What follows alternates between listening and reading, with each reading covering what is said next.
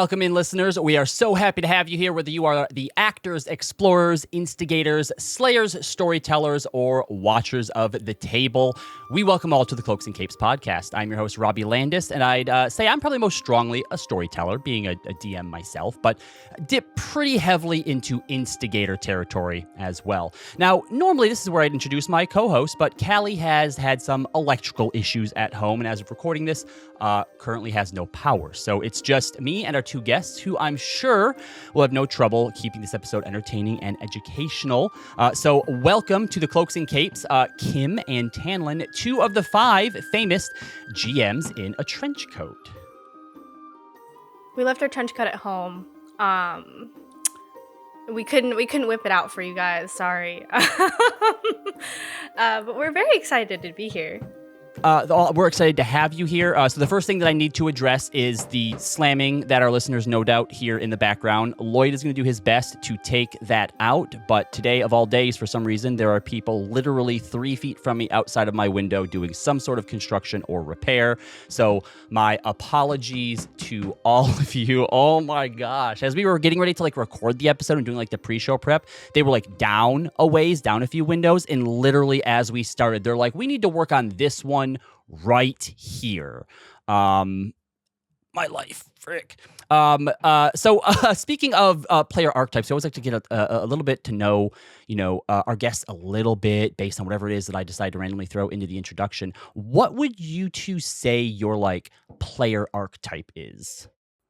Can we answer for each other? Oh, please do. Okay, I think Kim is the mom player, always the level-headed character, or most of the time, most often, and the voice of reason, I'd say, is the kind of character Kim plays. I'd have to agree. I was gonna say mediator for myself, so spot on there. I think for Tanlynn, this sounds, the best way I can put it is drama maker. I feel like all of your characters always have some, you always come up with really great backstories and things like that, but they're always entwined with another PC, and it creates very drama, serious moments, and it's always all right, here we go. Because during our first campaign, we had a whole bunch of stuff going on, and it was so funny because we're all really good friends, and we all know each other really well, and Tanlynn had to keep stopping us every 5 minutes, being are you guys mad at me? Is everything okay? Are we all good? And we were like, Tanlynn, we love you. It's fine. But Tanlynn just kept going, so you don't hate me. That sounds like heavy storyteller instigator vibes to me as well. That's a character that I'm currently playing as well, who is known as the disaster bard, because everywhere she goes, she starts fights and things just go off the rails. And that actually plays in today's topic. We're just going to go ahead and jump right into that. And that is how to be a Chaos Gremlin responsibly, both as a player and as a DM, how to DM for them. Because I think that to me, the Chaos Gremlin is a lot like the edgelord, in that you need to be careful in the way you play them so that you're not overall causing disruptions all over the place. And the Chaos Gremlin can definitely be a great player for throwing a Chaos Gremlin can throw a wrench into the spanners, or is it a spanner into the... Wait, spanners is another wrench, isn't it? Anyway, they can muck up the gears a little bit, but in an interesting way that I think puts everybody on their toes. So Kim, since you had mentioned that Tanlynn is a bit of a drama maker, I kind of like to ask you first, what is it that Tanlynn does that, in a responsible way, that adds to the game when it comes to sort of creating that drama or creating that chaos? So I think... So Tanlynn has grown crazy as a player since we started doing this, because we play so much, and we play so often. And so I think what Tanlynn does is more creating interesting problems, but not ones that entirely derail. And I think that as long as a resolution comes about, then it's we're okay. This didn't completely throw things off. Because Tanlynn and I have played with some pretty crazy Chaos Gremlins. And that's probably stories for later on in this episode. But based on that experience, that has completely like derailed our campaigns, and just completely switched things up. Mind you, they're like home games, so they're totally different than doing like actual plays and things like that. But it was still like, what do we genuinely were all at the table being like, what are you doing? You can't be doing this. It was so bad. I can't wait to tell this story actually. But I think like Tanlynn being definitely more of like a responsible like drama maker, just being like having these sort of things and like flaws about your characters is very interesting. And as long as you have like an interesting way you're doing it and you're not totally like throwing everything out the window and being like, well, we're doing what I'm doing now, then I think that it makes it interesting. And then as long as you're like, yeah, we're coming to a resolution to it. Maybe I won't. Maybe my character will stop being so much of a chaos gremlin. Maybe I'll figure it out, or maybe I won't. But I think that's kind of like, I think that's what Tanlynn does and does it pretty well, especially like in our home games and stuff like that. They've made some characters that are very fun and interesting and a little bit chaosy, but mostly just like there to be like, yeah, I like to be a problem sometimes. But yeah. Yeah. I love interpersonal connections. It just makes for really fun roleplay, especially if it's like, my character doesn't really like yours. So you have to deal with it. That's kind of my favorite. Or if it's like just like something that's always underlying, like an ex-lover, like stuff like that, or like you can't quite talk about it in the open, but it informs what your character does. That's what's fun. That's what I like. Yes, that is such a great point. It's actually one that I recently brought up in a TikTok. I always encourage people that even if they don't have like interconnected backstories, that like you should always be choosing a kind of like role in your head for how you view the people in your party to help you to help inform you sort of how you feel about them, maybe how you look at them, right? A sibling, a rival, potential lover, all sorts of things. That helps so much. But I think what I'm interested in helping to help our viewers understand here is when you're being a chaos gremlin, both of you kind of like touched on it a little bit there, and that's when you're trying to add a spin to what's happening or you're trying to create a little bit of drama, the importance is doing so in a way that doesn't take away or divert attention from what's happening in the moment. Because you mentioned like, hey, maybe you have like an ex significant other that you're having issues with. You don't just turn it into a fight with them or even be like, oh, I'm not working with them, and then walk off, because that means that either you're out of the group or they're out of the group, right? What are your, I guess, tips or advice, or here we go, Tanlynn, because I don't know that I could describe mine. What is your thought process when you're in a scene in the moment and something happens? Jeez. Well, I like to really think about like player agency. I like something's happening. I'm like, well, I want to see what they're gonna do. It's more like, how am I gonna react to them when I'm like starting something. That's kind of my thought process, and I like to kind of like wait, if that makes any sense. I'm trying to get in there. Like, what is it like?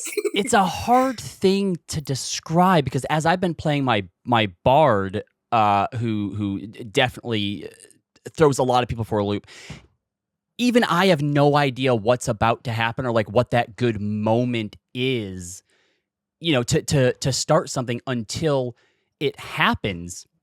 And, one of the things that I have in a little outline here, which we don't always follow, but I've been looking at, and it says good versus bad gremlins. And like, it's really difficult to break that down, except for the fact that like a good chaos gremlin keeps the focus on the situation, right? Adds something to it that just maybe makes it more complex or brings somebody else into the situation. It kind of gets everybody into sort of like a present mind. Kim, you had mentioned that you had a story of some kind that you wanted to share of like a good moment. So the story I have is more of an example of a bad chaos gremlin.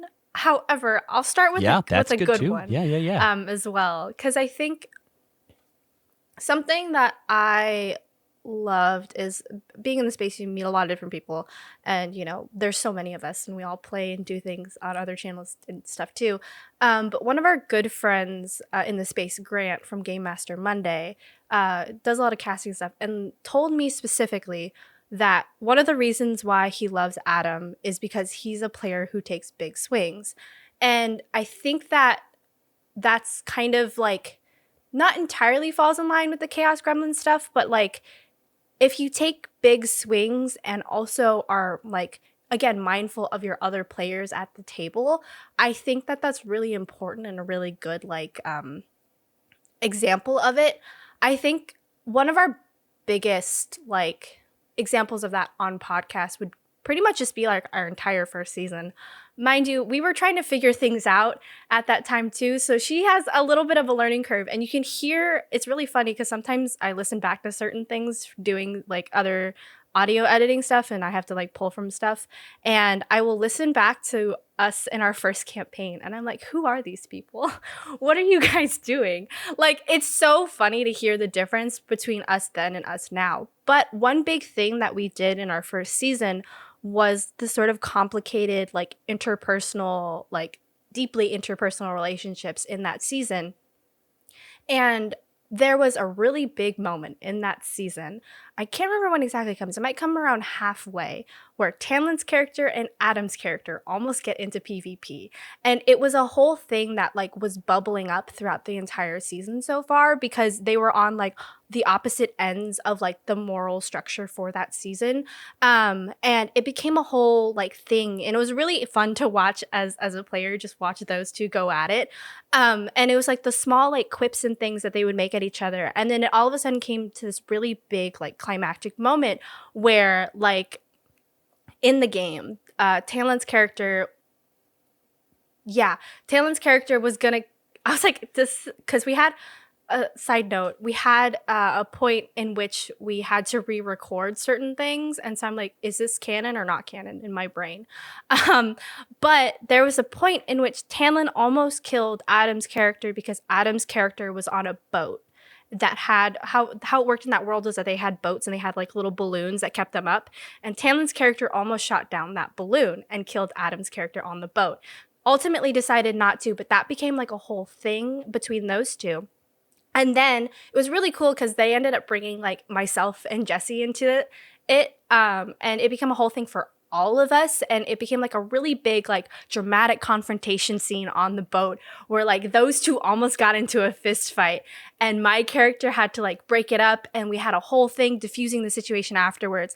And so it's like that whole thing of like being a Chaos Gremlin doesn't inherently mean that you're like totally derailing things. Sometimes it's just building things up into this really explosive moment, which can be really good for character growth for your characters. Because after that, we all like separately, our characters had like started like thinking about certain things differently and thinking about each other a little differently. And like after that, it was like, are Tanlyn and Adam's characters going to make amends, or are they just going to stay on these opposite sides forever?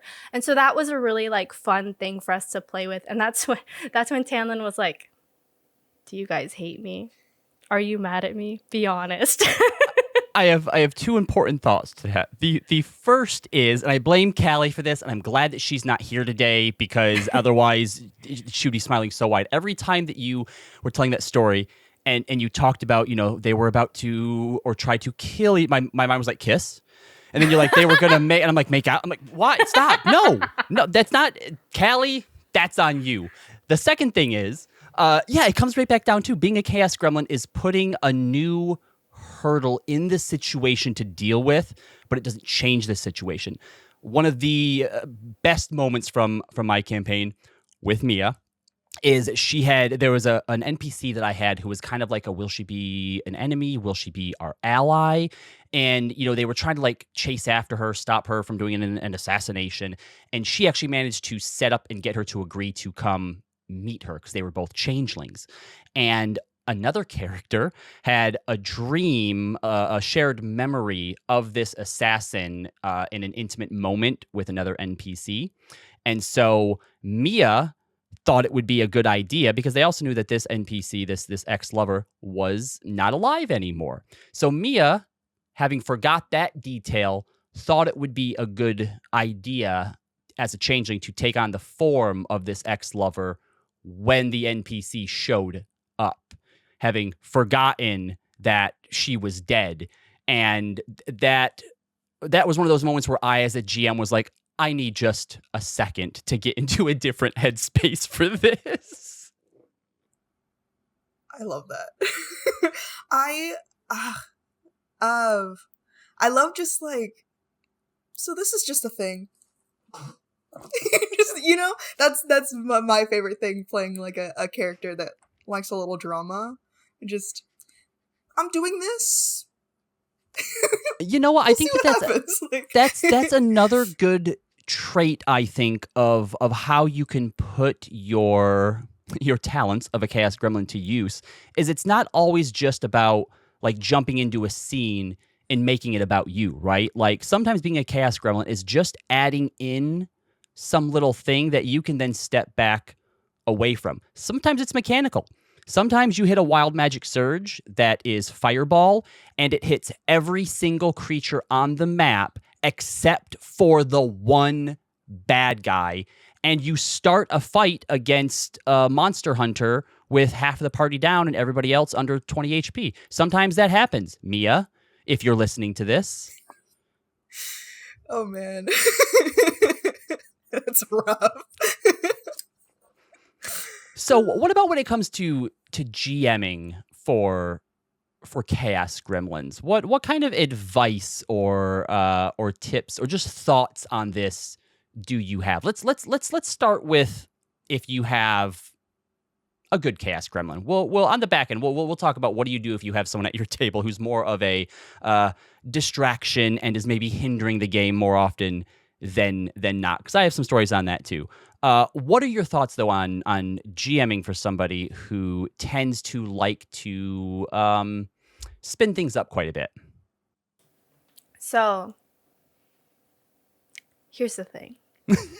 Is that you have to be able to think on your feet pretty well if you have even a good Chaos Gremlin in your group, because they will sometimes bring something in that you're not expecting, which happens in my season that's currently airing. It hasn't happened yet, but it's coming, and I know it's coming because we record really far in advance, is that it's really great to know how to be quick on your feet with things, because sometimes your players decide to commit to a bit, and sometimes it ends up impacting the story, and that's okay. But you need to make sure that you're good at like pivoting when they decide to throw things your way, because if you're not ready, then again, it's totally valid to take a step back for a second and be like, okay, give me a moment because I wasn't ready for this. Because sometimes that stuff happens. Sometimes crazy things happen and you're really not expecting it, and you're genuinely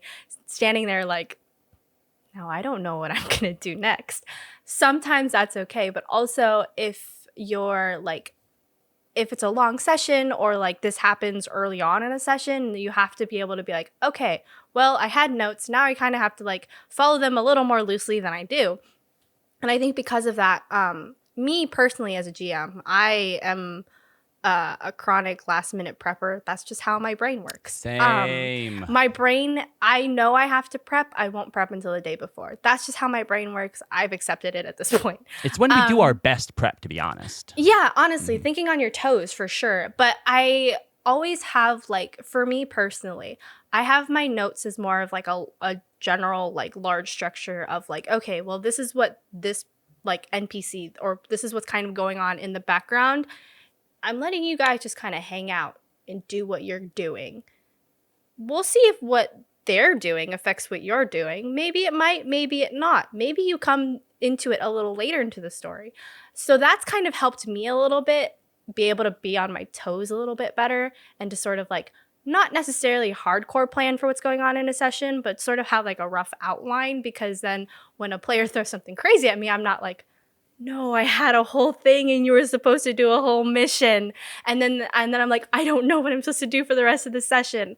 So that's for sure helped me in all of this grand scheme of things. Yeah, and improving is always obviously in all aspects of tabletop RPGs and D&D is a strong skill to have. I think for me, one of the issues that can be a challenge sometimes is when you have one of those moments that, you've thought of most nights as you're going to bed, you have like a particular vibe that you're trying to hit with it, and like you build up what you hope this scene is going to look like in your head. And you try to like player proof it, which is a futile task. It's never going to survive the players. But usually you can still somewhat get what you want. And then that one player comes in and like does something. Maybe they turn it into a bit. Maybe they change the tone a bit too much so it's not as dramatic. And it can be difficult sometimes as a DM to learn how to say, that's okay. This was going to be a big Thanos type moment, but now I guess we have to lean into a little bit more of like a Bugs Bunny kind of side to it. And my message for the GMs is like, that's okay. That's okay. Just do that, because when everyone is leaning in the same direction, even if it doesn't come out the way you want, or even if it ends up not being as great of a moment as you thought it would be, it's still going to be much better when everyone's leaning the same way than if you try to like yank it or pull it back in the other direction. Tanlynn, do you have any thoughts or advice on how to, in moments like that, not to, I guess not to disrupt in like the wrong way, or just advice on how to react in moments like that? If you're the Chaos Gremlin and you're providing something, or as the DM and like you see this coming, you see this happening. I feel like as a GM, I kind of like to take a step back from, like, at least that I've noticed. I kind of just like, this is what's happening, and then I'm like watching, just letting them go. And it works for me, just to be like, well, it's not really my story, just. The beauty of like TTRPGs is that it is collaborative storytelling, and being able to recognize that like they're telling a story too. Like they want to be a part of it. However, they're a part of it. As long as they're a part of it, it's fun. Like, and it's good. And as a Chaos Gremlin, I don't know if I've like personally like fully like taken the steam out of something that was supposed to be super big. So I don't know if I can talk on that. Yeah. I had a moment. I wouldn't really classify her as a Chaos Gremlin, but I have a player in one of my campaigns who is sort of just getting into the roleplay aspect and is very, very good at like rules as written and just the way things are interpreted and just remembering all of like the specifics. And I'm doing a kind of Suicide Squad meets Ocean's 11 sort of thing. And so they all, agreed to do this thing. They had their test. They all ended up unconscious and then woke up in this infirmary. In that fight, Callie's character had ripped her dress and was very upset about it. And when she woke back up, her dress was mended. And the guy that they had met, had said, I repaired your dress for you. When he was talking to another character later, so how did you do that? And, with the mending cantrip. Oh, so you just used the mending cantrip on it. Yes. So that means that you had to touch her because that's a touch spell and she was unconscious. And it's like, yes, like it was in like the idea of just repairing a dress isn't that big a deal, but when you put it in a certain frame like that, like, oh, so you put your hands on her while she was unconscious and without consent, and this is supposed to be like the not BBEG, but he's a important, powerful figure that isn't just gonna be like, I do what I want, because that's not the vibe that I want for him. But it was just one of those situations where it's like, oh, yeah, you're not wrong. And so he showed a little bit of humility. He's like, you know what? You're right. That was kind of fucked up of me, was it? I thought I was doing a nice thing, but I wasn't. And I think that in moments like that, I've seen a lot of DMs just kind of go to the, oh, wow, you're talking smack to my bad guy or whatever, and just want to do some big grand gesture to like shut it down to maintain the vibes, I guess. Let your players get silly with even your serious bad guys sometimes, right? Like those moments of levity can help to juxtapose against whatever trauma you're about to unleash upon them the next time that they meet. And I think that sometimes even just letting even the bad guys kind of enjoy it a little bit, like, oh, these silly little fools, they're really not taking this seriously. This is going to be a lot easier than I thought that it would be. Now, sometimes we have people at the table that maybe not even realizing that they're Chaos Gremlins. And you don't, I think, often see this in actual plays because everyone kind of comes with a certain sort of intent. But at home tables sometimes, especially if you're bringing in new people who are kind of just getting into it, just sort of learning things, it can be... There's a learning process. It's one that I think I had mentioned earlier, talking about the idea of like the edgelord, right? We see this person who wants to play like, your Arthas type character or Red Hood type guy who has his walls up and I work alone and doesn't give the players anything. And I think this is the sort of best example is that when you're playing characters who are difficult to work with, you as the player have to remember that you're still playing with people. So while the character may not give them anything, the player still needs to be cognizant of what it is that you're doing. One moment. I had a trying to reconnect thing. Hopefully that wasn't anything. Sorry, Lloyd, for having to put this in here for you to cut around now. So let's say that you have someone at your table who's being a Chaos Gremlin in a way that is kind of taking away more in the moment, right? Decides that maybe they're a little bored. I don't know why they do it. I don't even know why I do the things that I do most of the time. But they decide, I'm going to go drop a fireball somewhere while we're talking to this shopkeeper. What are your thoughts or your advice on when you have someone at the table whose shenanigans are detracting more from the scene than they are just adding hurdles to it? Hey, so remember when I said I had a story? Yes. It's story time. All right. Okay, so we play a home game pretty regularly. And this was like a year or two ago, something like that. It was close around that time. And we were playing in like this succession of campaigns that were like a trio, like they all kind of impacted each other. So the second campaign we were doing, first session, Adam sets up our plot hook, all of that sort of thing. It was great. It went off without a hitch.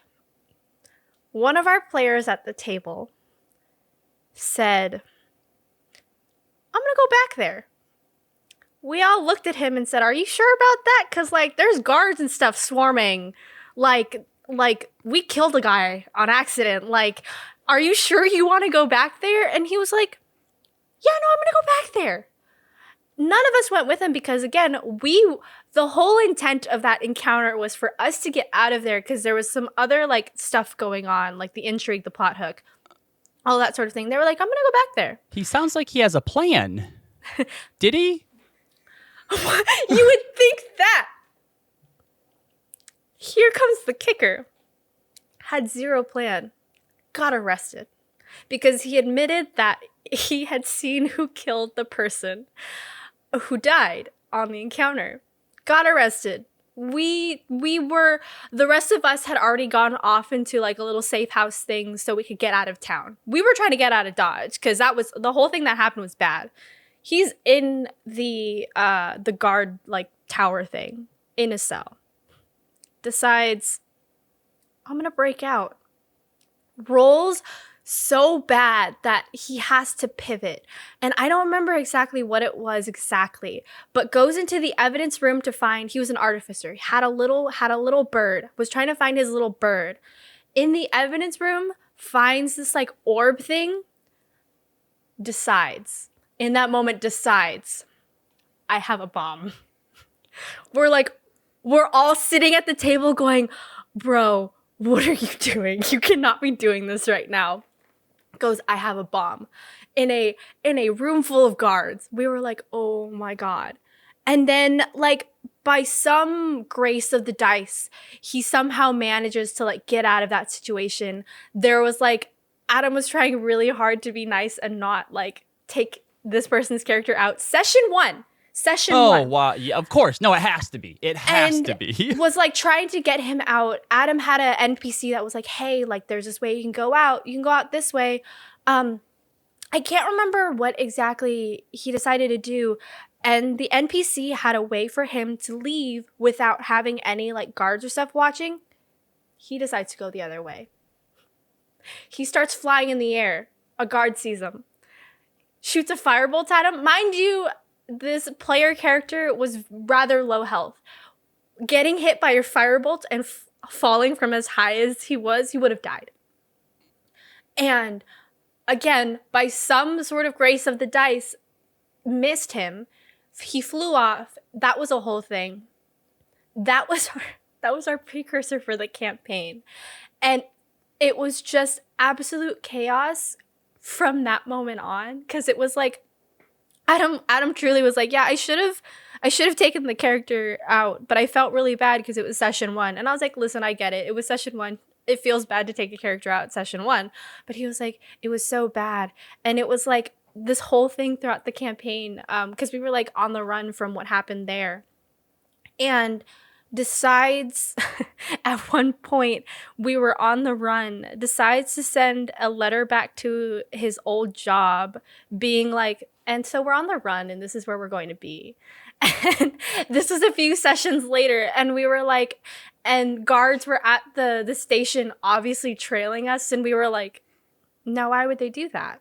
Why would they do that? And so, we were like, oh, you cannot keep doing this to us. Yeah, so I have mixed feelings about this, and I'm sure some people who like listen to that might as well, because obviously hearing it back, it's a funny story, right? Mm-hmm. And some people might think, well, what was wrong with a lot of that? And while it may have been entertaining, it was also probably a lot of time focused on just one person the whole time. That was like an hour or two of the end of the session of just doing that. Yeah, where everybody else is just watching on. So like that's one thing you have to keep in mind. And I'll say that no matter what kind of character you're playing or what it is you think you have to do, always try to involve other people as much as you can. Even if you're the rogue who has like the mysterious dark backstory and you don't want to bring people in, no, bring people in on it. Find a reason why you can trust at least one person to bring with you as backup.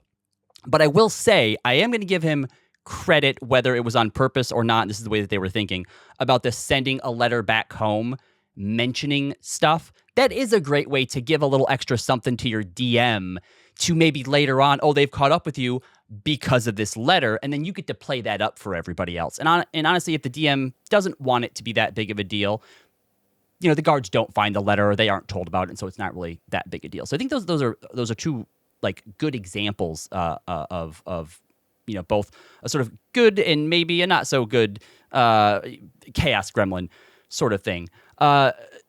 Something that I think that more people should be utilizing, and I'm actually really surprised by how much I've been leaning into this and encouraging people to do it, because I think that when we all sit down at the table and we like get into our characters, like there's just this weird, I don't even know what to call it, but like when we're in our characters, it's like, all right, we've started, we are our characters until this is over with, even sometimes to our detriment. And I think that more people should lean into talking above table, specifically using third person as well to give details to the players that the characters don't know, because we get that from movies, we get it from books, we get it from literally every other kind of media.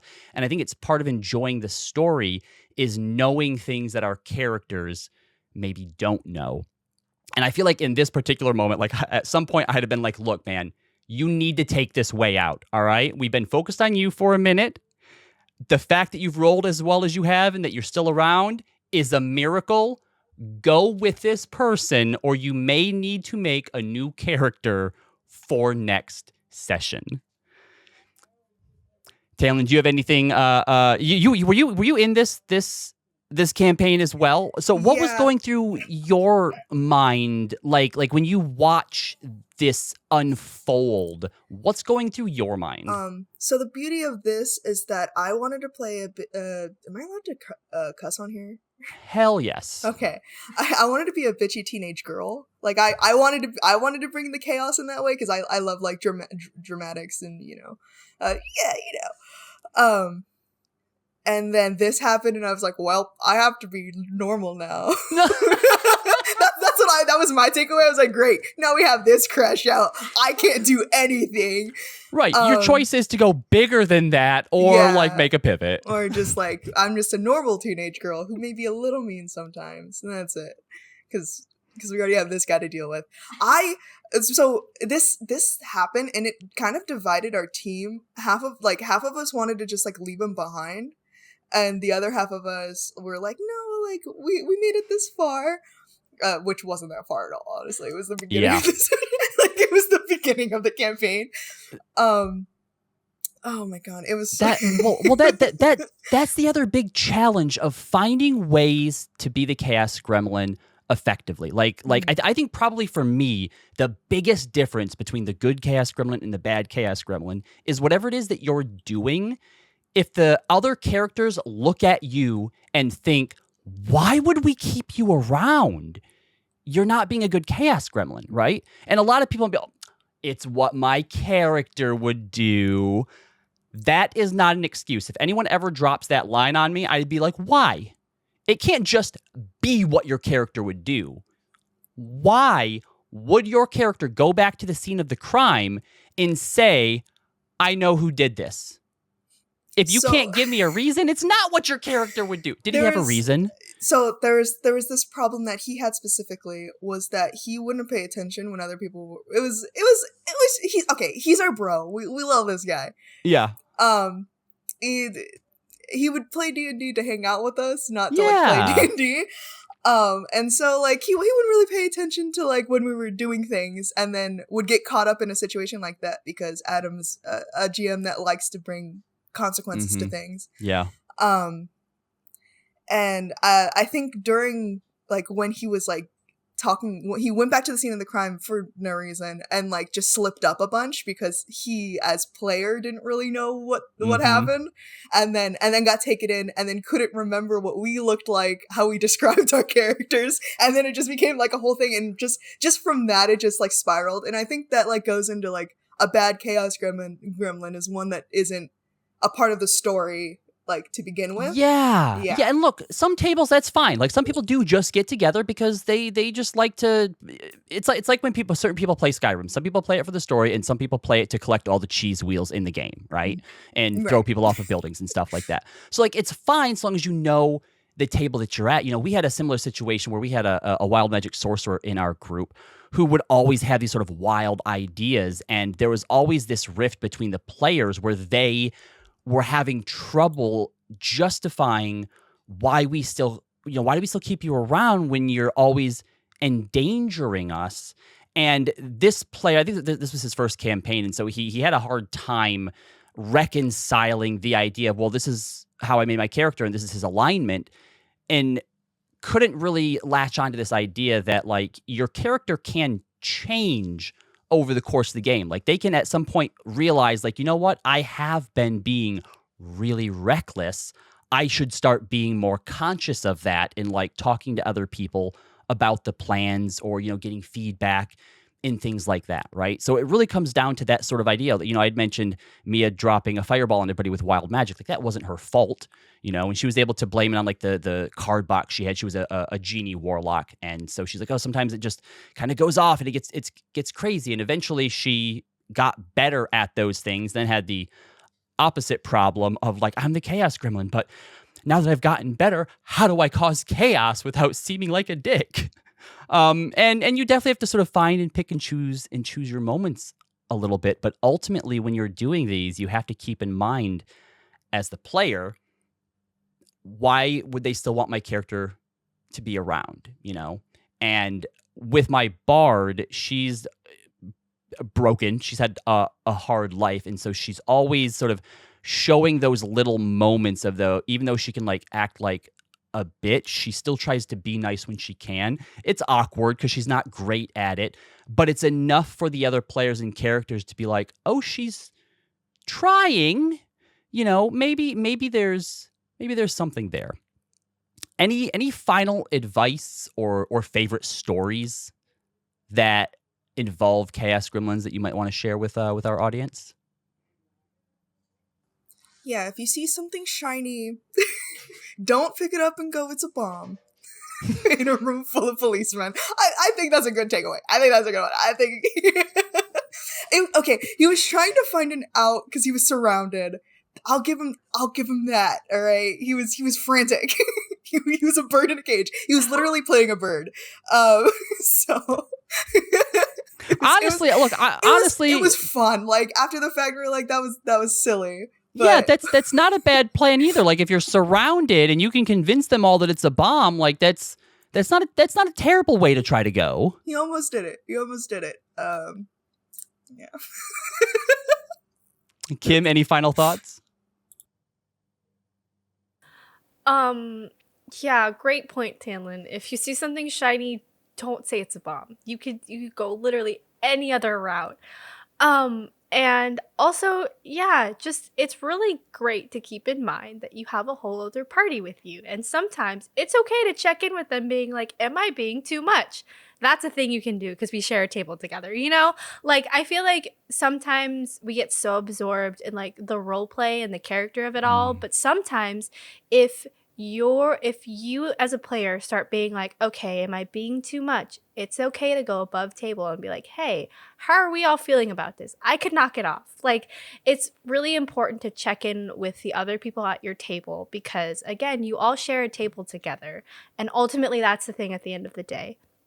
It's like, good Chaos Gremlin or not, it's always important to check in to make sure that everyone else is okay with it. Because if no one's having fun, then no one's having fun.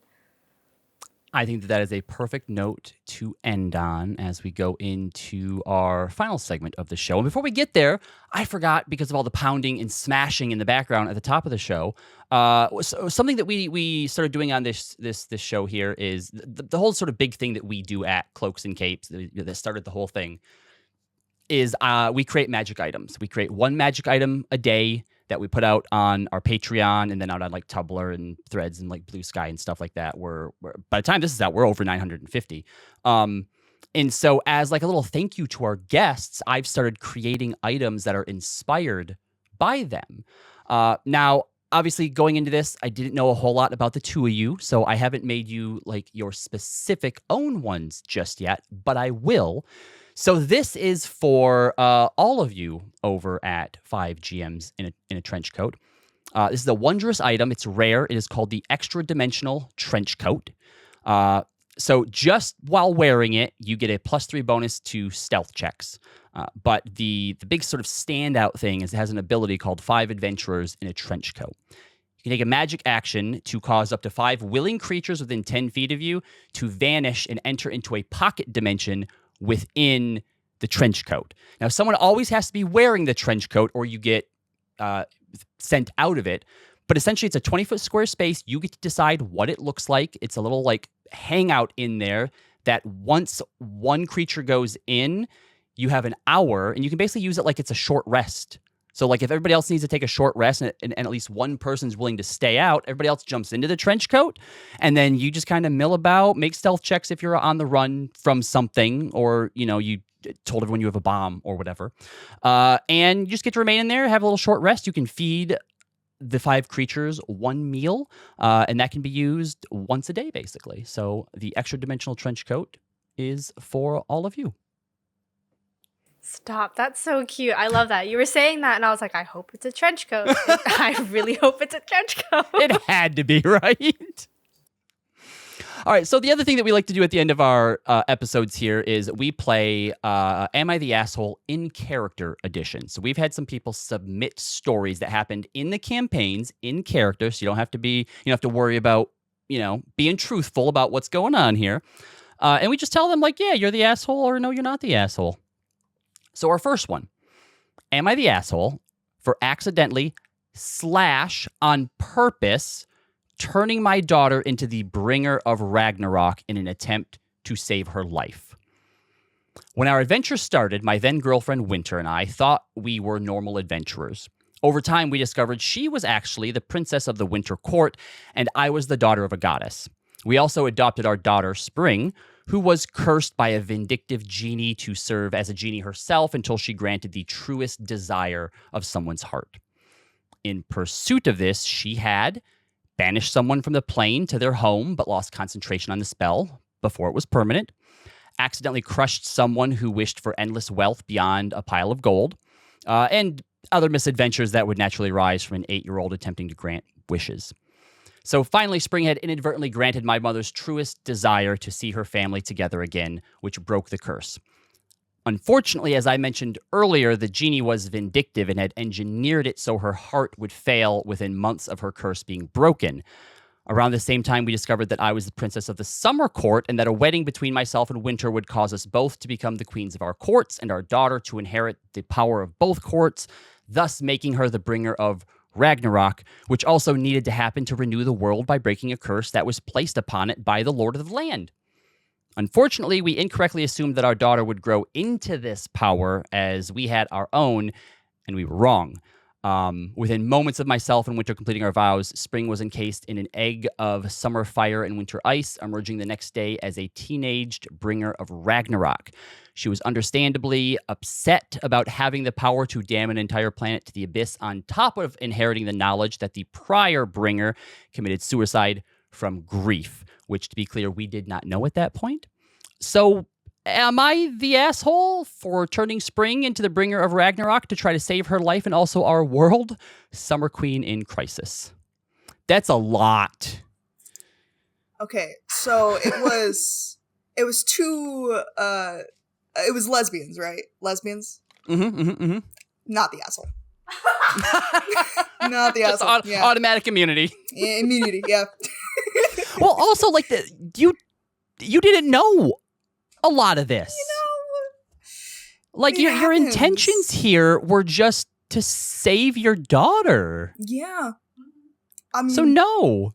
true intentions and lesbians. Yeah, whoever this genie good. was, this genie's the asshole. There we go. Yes. And probably a man. Probably, yeah. Mm-hmm. I know that the genie that I had in my campaign, definite asshole, was a dude, of course. Absolutely. Anything to add, Kim? No, I disagree. Like, you didn't. Who could have possibly foreseen your daughter turning into an egg? You know, that's the thing. At the end of the day, you were trying to help, and all of a sudden, she's an egg. What are you to do? And then she emerges from the egg, a teenager. What happened there? And then the bringer of Ragnarok. How could you have possibly foreseen that? I think they did know that she would become the bringer of Ragnarok, but they thought they would have time to prepare for it, right? And like Ragnarok's going to happen eventually, right? The apocalypse comes for us all. So yeah. It all comes for us in the end. But you didn't realize that was all going to happen. You didn't realize the last bringer and all that sort of thing. So, like, I don't think you are. Who could have seen that coming? Yeah, definitely. You know, like, think about it this way. You're a lady. Your wife is so beautiful. So beautiful. You have a daughter? You got to keep that safe. You got to protect your peace. You do that any way you can. All right, so unanimously, not the asshole. All right, for our second one, am I the asshole for strongly encouraging a new acquaintance to share their trauma? So the Mists brought us all together in Barovia. 2 of us are from here. I've been here a few months, and the other 3 have never been here before. We made it to a haunted house together. It's a very nice way of talking about Death House, and are now taking a transport job. Our first night in the woods, the 2 Barovian natives had a heart-to-heart or something, and the next morning they revealed some of their tragic, sad backstory of having lost their entire families and communities and thinking they had lost each other. Then one of the new people mentioned how they could understand losing the love of their life. But they didn't expand on that, so we pressed them a bit. Despite their hesitancy, they did eventually cave and shared part of their sad, tragic backstory of running from their family and losing their beloved, then walked away wanting to be alone. And it kind of seemed like talking about it wasn't super helpful for them. So now I feel a little awkward since I pushed them the most. So am I the asshole a recovering recluse. Question, were there lesbians involved? It does not say. I don't know. It's up in the air. It's the end of Tanlyn's expertise. Lesbians, not the asshole. Not lesbians, assholes. Yeah, exactly. Like, I don't know. Kim, thoughts? Sorry, I'm thrown off by it's fucking scoring of this. I could not have imagined that this is where this is gonna go. Anyways, I mean, a little. You're a little. Like, I mean, I get it. Like, we all share our tragic backstories eventually, but also don't press too hard if they don't seem they want to talk about it yet, and it's okay. But also, you know, we don't also have to all be in a trauma circle and share it all at the same time. It comes eventually, you know, like sometimes trauma circle is not the vibe, and that's okay. Yeah, look, sometimes people are looking for a slow burn, right? We don't need all trauma bond at the exact same time. So yeah, I think a little bit of the asshole. Now, if you're a recovering recluse, you know, you haven't been around people for a while, so maybe you were just trying to get them involved. I'm going to give you a little bit of the doubt here that you didn't intend to be the asshole. So yeah, you look, you know, consent. If they say no or if they're not comfortable, just give them time. Let them know that whenever they're ready to share, we're here to listen. And when they feel safe enough, they will. So definitely not the biggest asshole we've seen, but you're on course. You just need to correct a little bit. Well, all right, Kim, Tanlynn, thank you so much for joining us for this episode. Now, this is usually the part of the show where we allow our guests a chance to tell people where they can find them if they want to find more of their stuff. You know, where can they find your stuff for 5 GMs in a Trench Coat, where they can find you personally, or any other projects that you'd like to shout out. The floor is yours. Kim, do our spiel. Do it quick. You do our spiel. No, I don't know it. Okay. 5 GMs in a Trench Coat. That's what we do. What was that? I just heard a trench coat. No, trench coat. 5 GMs inside of a trench coat. On I think Instagram, it's 5 GMs in a trench coat. Blue Sky, 5 GMs official, because it doesn't like our long name. And then we have a website, 5GMsInATrenchcoat.com. We will put that everywhere, in the everything on comments. There, yeah. So yes, we will definitely make sure that you all have an easy way to find all of those things. I do art. That's my whole thing. Eventually, we're going to have you back on because Mia wants to do an episode talking about how to use art in your tabletop RPGs. Then we can talk about all the commissions that we get to people to do for us and all the money that we throw at artists. Looking forward to that one. I'm Gremlin Frog Art on everything, FROGGART, and Kimmy, what do you have? Tanlynn, in the spiel, you didn't add what we do. Add 5 GMs in a trench coat. 5 GMs in a trench coat. Does it really need explaining? Yeah, do we need to explain? Oh, Tanlynn. It's so funny because they sit there at the table every time I do this spiel. 5 GMs in a trench coat. We rotate TTRPGs and GMs every season. We do a bunch of mini series because there's too many games out there and we want to play them all, but it's hard when we all have different seasons we're doing. What have we had so far? Our first season was Fate Core in a Dragon Rider Sky Island piratey world. Our second season was us being little contractors in Night City in Cyberpunk Red. Our third season was us speaking. When you said the Suicide Squad stuff, Tanlynn kind of Suicide Squadded us in the Kingdom of Miltant, where the horrors were unleashed on us. I won't elaborate, but Tanlynn put us through the ringer in that one. And then our current season, which I'm GMing, we are doing Blades in the Dark, and it's a little like noir mystery sort of thing. So if any of those sound like your jam, we would love for you to check us out. Tanlynn got all our social stuff right, so you can follow us there. And then I should have taken a look at your website prior to this and given you the introductions that you deserved. 2024 Crit Award winners for Best Upcoming Podcast, 8th Annual Hollywood Series Award winner in 2024, 2025 Cuzco Webfest official selection for Best Actual Play, and La Webfest Award winner 2025 for Best Actual Play Podcast. Those are some accolades. yeah, it's been a crazy 2 years. We hit 2 years April 10th. We've been doing this. We now have a physical award. That's insane for us. That's awesome. It's really, really cool, but it's insane for us to like be doing all of this stuff. But it's all very cool and very fun, and we love being here. So yeah, if you would like to check us out and you liked our vibes, you can find us there. You can also find me on social media at Dew on a Tree. That'll be DEW, like the drop. I just hang out. I'm a little guy on the internet. That's really my whole thing. I don't do art. I'm just a little guy. We'll have you know that actual plays and performing and being a GM is art. So you are a little artist guy. All right. Thank you again, both of you, for joining us. This has been an absolute pleasure. And for anyone who is listening, if this isn't your first time, you know what we're about. But if it is your first time here, besides the podcast, we do a ton of homebrew, which you can find over our Patreon.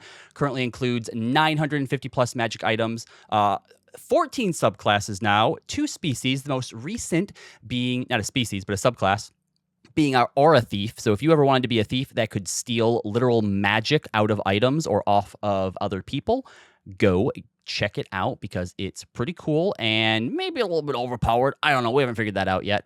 But you can find us on Instagram, Threads, and Blue Sky at Cloaks and Capes TTRPG. And please leave a rating review on this podcast or episode, depending on which platform you're listening to. We appreciate it. It helps people find us. And until next time, bye-bye.